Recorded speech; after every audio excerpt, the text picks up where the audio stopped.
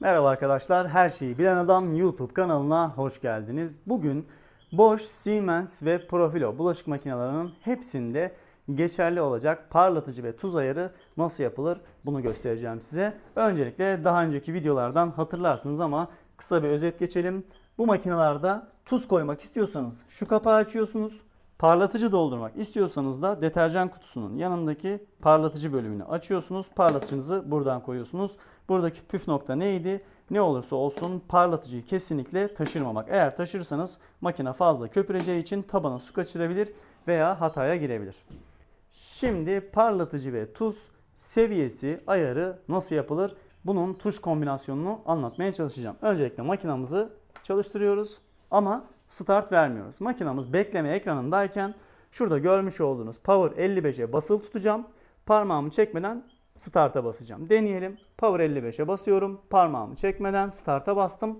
Ekranda H04 yazısı çıktı. Bu tuzun ayarı. İstanbul'da biz genelde 04'te bıraktığımız zaman herhangi bir şekilde bardaklarım çiziliyor. Yani su kalın gibi bir şikayet almadık. Eğer sizinki yüksek veya düşükse H04'e getirerek deneyebilirsiniz. Bu arada şunu da görmüşken özet geçelim.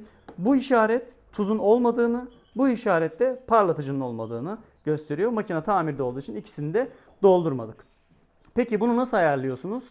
Tuz ayarını değiştirmek istediğiniz zaman bu konuma geldiğinizde şurada görmüş olduğunuz artı eksi butonlarıyla ayarlayabiliyorsunuz. Tuzu 3'e düşürdüm, 2'ye düşürdüm veya buradan artırabiliyorum. Dediğim gibi H04 tuzda standart ayardır ama farklı illerde suyun kalınlığına göre siz bunu artırabilirsiniz. Örnek veriyorum, Anadolu'dasınız ve suyunuz çok kalın. Nasıl anlarsınız? Elinizi yıkadıktan sonra elinizin derisi pütürlü oluyorsa suyunuz kireçli demektir. O zaman siz yükseltebilirsiniz. Ama biz İstanbul'da 4'ü kullanıyoruz.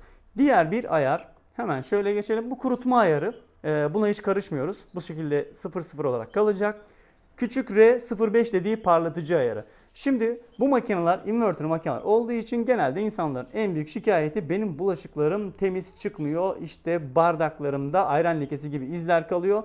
Bunu sizin kullanımınıza göre açık bırakabiliriz. Biz yine bunu standartta 0.5'te bırakıyoruz. Ama diyebilirsiniz ki ben kimyasaldan korkuyorum, çok azalsın, seviyesini düşürebilirsiniz. Fakat düşürdükten sonra eğer bardaklarınızda ayran lekesi gibi iz kalıyor veya bulaşıklarınız tam anlamıyla kurumuyorsa maalesef bunu yükseltmeniz gerekiyor. Tekrar bastık. Bu da program ayarı. Buraya da hiçbir şekilde karışmıyorsunuz. Makinenin programlarıyla alakalı bir durum bu. Tekrar bastığımızda da yine tuz ayarına geçti.